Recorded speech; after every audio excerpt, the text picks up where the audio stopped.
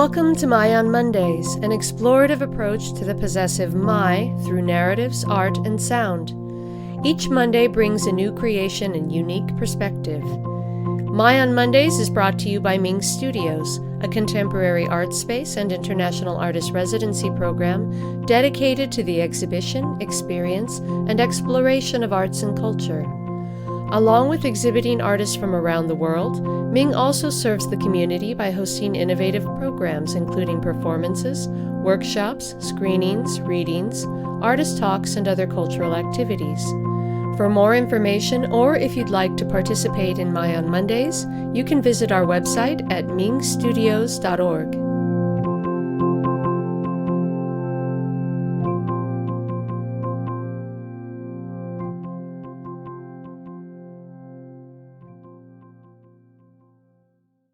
Hello, and thank you for joining us for another episode of My on Mondays. Today we bring you part 2 of My Frankenstein Monster by Idaho author and screenwriter Samantha Silva. Her debut novel, Mr. Dickens and His Carol, was published by Flatiron Books in 2017, followed by Love and Fury, a novel of Mary Wollstonecraft, in May of 2021. Her essays appear on LitHub, and her short story, Leo in Venice, was the September 2019 issue of One Story. She's currently working with Seattle Repertory Theater to adapt Mr. Dickens and His Carol for the stage, and was a 2020 Idaho Commission on the Arts Literary Fellow. As described by Silva, Part 2 of My Frankenstein Monster began as an entry point for her novel Love and Fury, a place to begin to imagine how Mary Shelley longed for her absent mother. My Frankenstein Monster, Part 2. Tonight, I gave birth to a monster. His skin is coated, like wax the color of jaundice, so taut and thin it bears the dark atlas of arteries beneath. The head is altogether lopsided, though in proportion to its limbs.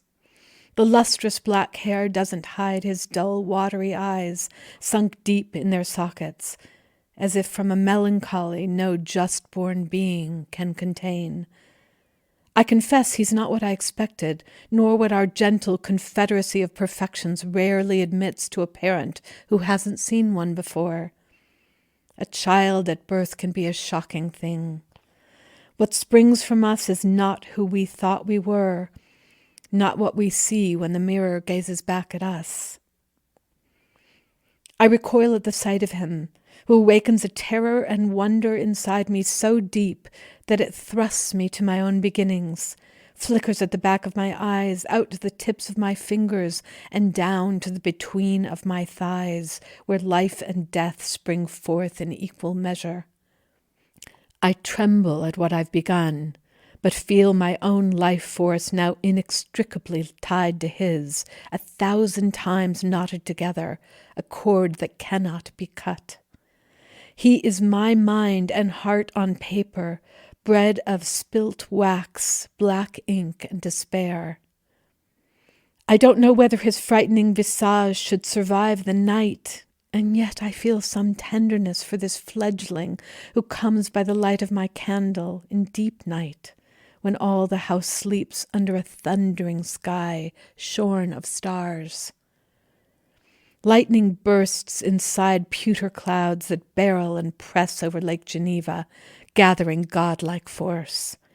We have taken refuge at Villa Diodati, in full retreat from a world whose weather is awry. It's been a year since faraway Mount Tambor exploded into the visible heavens, remaking the elements across the globe. There are places where it's known as 1800 and froze to death. But here, where the villagers have an inborn sense of omens, they call it the year without summer, where it goes from hot to frigid and wet to Arctic in the span of 3 days. There ought to be shimmering leaves and dappled light on the lake. We should be walking in alpine forests, bonnet ribbons dangling from our fingers, gathering nosegays of velvet edelweiss and columbine. Instead, the pretty palette of midsummer turns lurid and macabre. There are hillsides so late ravaged by frost, they appear in great swaths to be scorched with an iron, and even the martin, hummingbird, and scarlet sparrow will let you take them by the hand with no attempt to fly away, else they be abandoned to perish in the cold.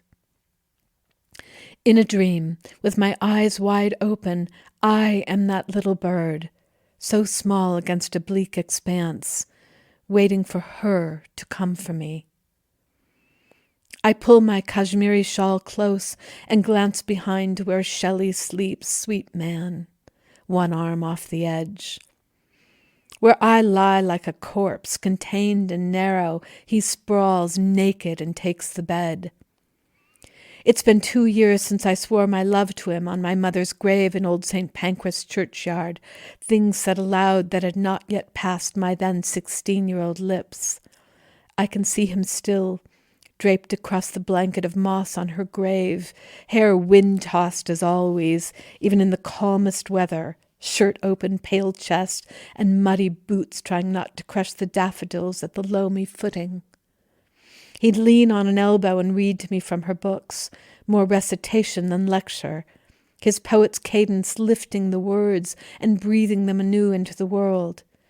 It was as much his devotion to her that moved me, as if we could conjure her ghost through the rapture we shared on that sacred spot where, as a small child, I traced the letters of her name with my finger long before I knew what sound those letters made.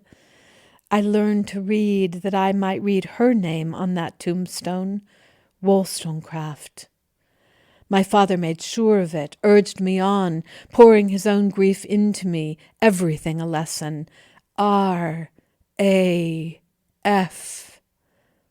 I still believe, despite what has passed between us, that he considered it parental love to look for her in me, and where he didn't find her, seek to mold me, make me into her, that I might fill that empty space, rekindle her brief candlelight in his life. He never caressed me, that I recall, even less my older sister Fanny. If he deigned now and then to stroke my hair or draw me to his knee, I felt a mingled alarm and delight impossible to describe. Yet somehow I knew he loved me, at least the idea of me, almost to idolatry. I took whatever crumbs he offered, repaying them with enthusiastic fondness, despite his reserve and my awe. Shelley is in all ways his opposite. If he could wrap his arms twice around and swallow me whole, he would. All my life to now, it's what I'd sought. Union, symbiosis, return. I was desperate to know her, know everything about her, but I could never find my mother in the stories people told in our chilly drawing room, not even in dear Coleridge's bright memory of her, never in my stepmother's haughty sneer, nor in the neatly bundled letters my father doled out to me year by year, least of all in his memoir of her, a hagiography that did more harm to her memory than good. I sought solace in my own reserve, like his, carefully crafted to protect me, but I didn't know from what. Then, when Shelley came around and seemed to drink me in, my remoteness did not deter him. He found me pale and distant as the moon, with a thoughtful pearl face. He caught me in the corridor to say so. I could almost feel his fingers in his gaze, touching each lash of my gray-green eyes, combing through my gauzy hair. He called it the color of autumn blaze. He was half in love before we met, he confessed, in a deep regard of my auspicious parentage, the daughter of William Godwin and Mary Wollstonecraft. I didn't mind, neither that he was married, unhappily, nor that he believed me the exceptional progeny of two great minds. For when I saw that he loved my mother too, the way he looked upon our only portrait of her with anguished eyes and spoke in dulcet tones, I knew that he found me clothed in her radiance. I soon determined that if I could not have her, I would him. Impossible Shelley, married Shelley, Shelley who loves to sail but cannot swim, and pines for a life on some faraway cerulean sea.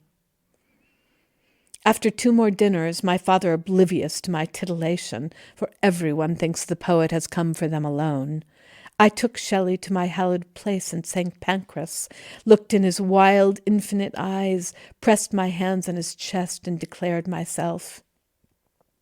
We lay on the grassy earth at the base of her grave, and at last touched, with the full ardor of love, my undergarments notwithstanding, and I perceived the sublime in human form. I could not reanimate her as much as I dreamed and spoke of it, even of digging her up and opening her coffin to see for myself that she was once real and alive, and now dead, only teeth and bones. But Shelley understood, and now did comb his fingers through my falling hair, and from that moment I believed in him, in my heart, my groin, my nether brain, my everything. We were true believers in my mother's ideals. No institution as banal as marriage could contain us, nor society's rules control the heart. Love requires us to be free, he said to me, and to promise forever to love the same woman is no less absurd than to promise to believe the same creed. We must be ever changing, ever opening to the great mystery of our existence.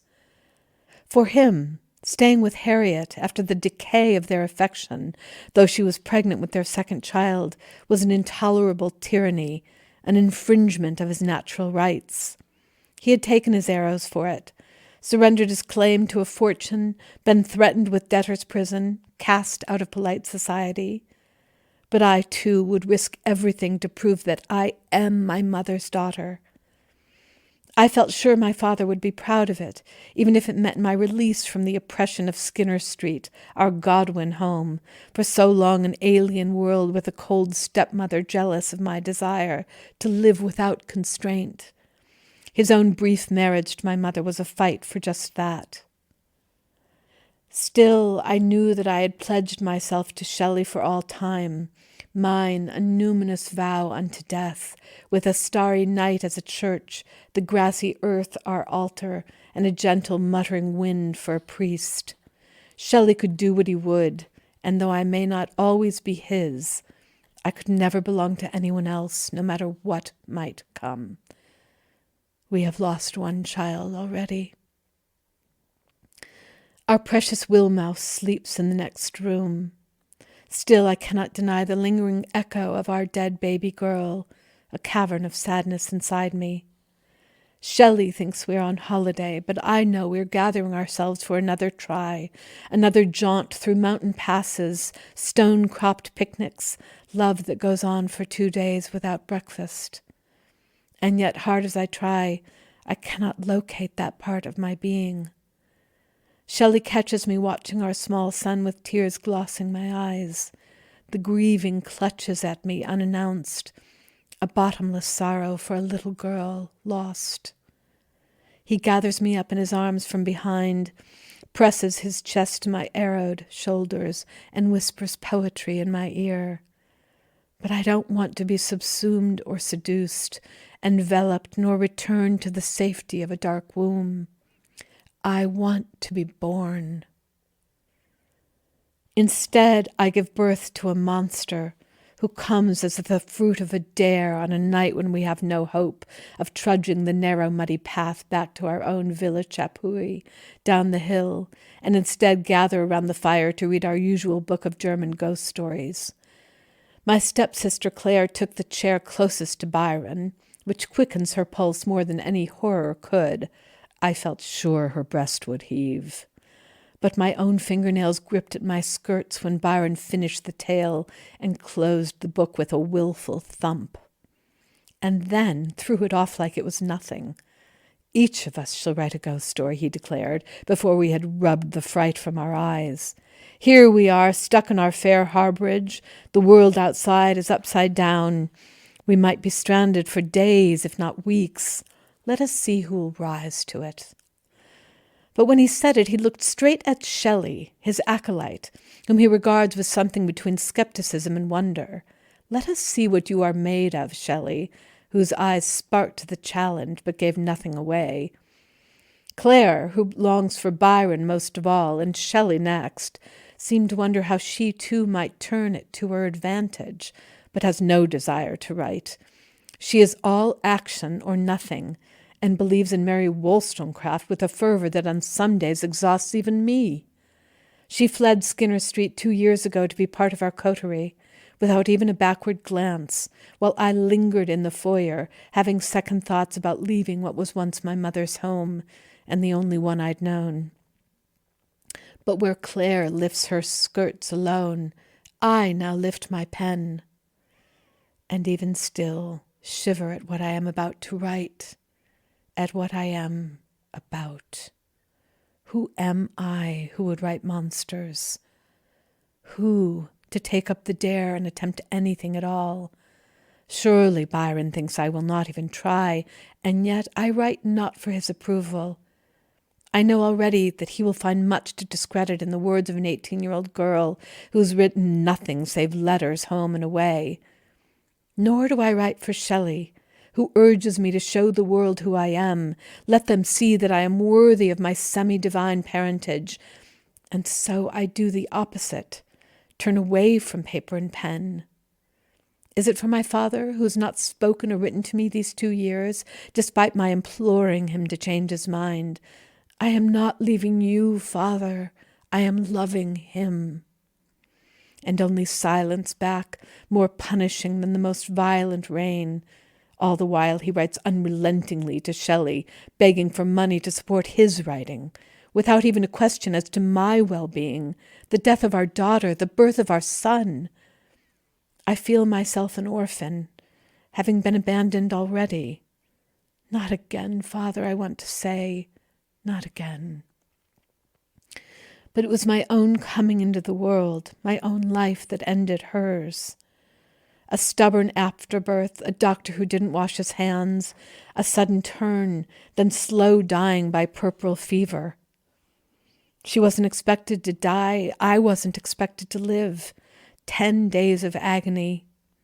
My father wringing his hands and pacing on the long rug outside her door. How could an infant be blamed for that? It's quite easy. In fact, I do it all the time. Count the years of her absence.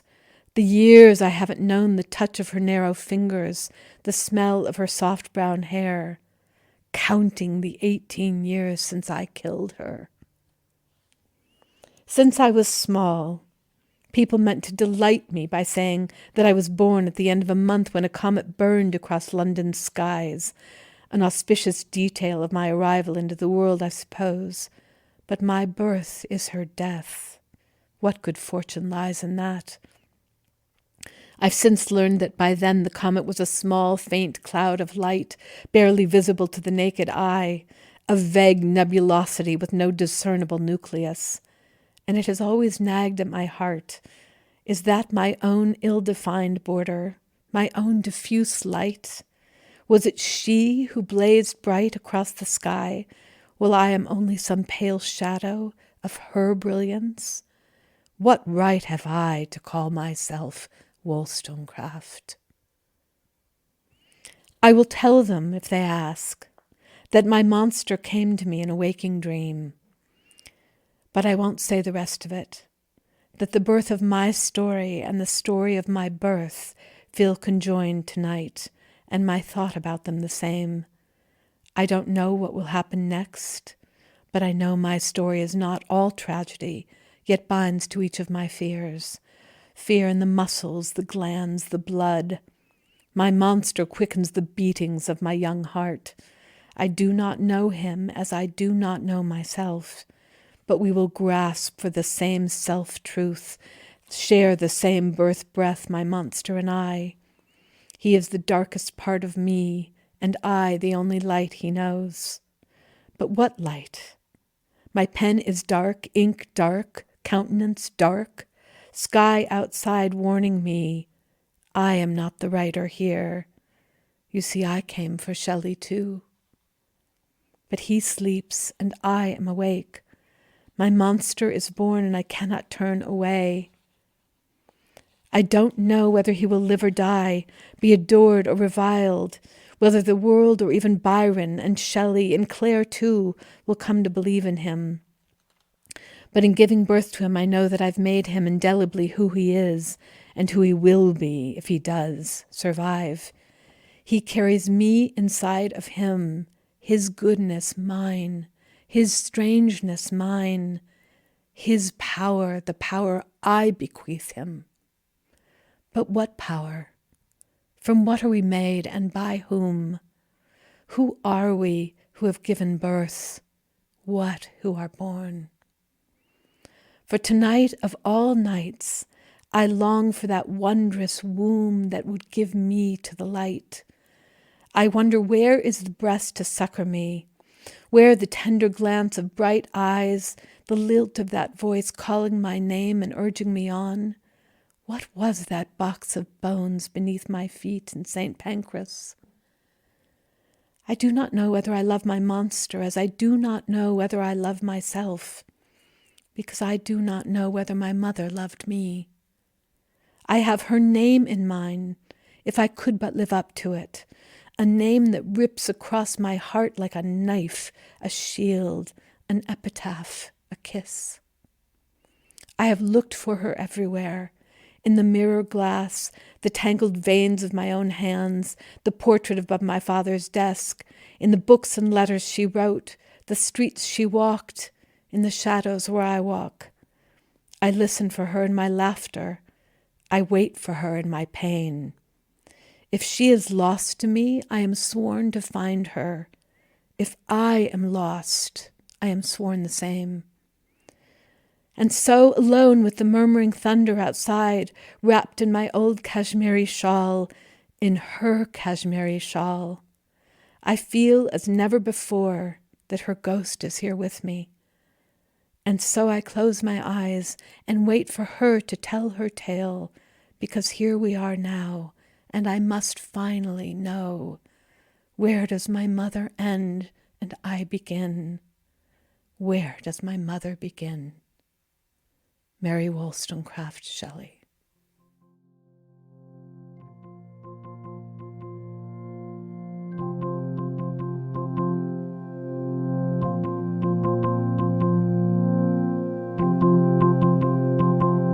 We're so glad you joined us today. Please join us next week for a new piece by actor and writer Jodine Revere.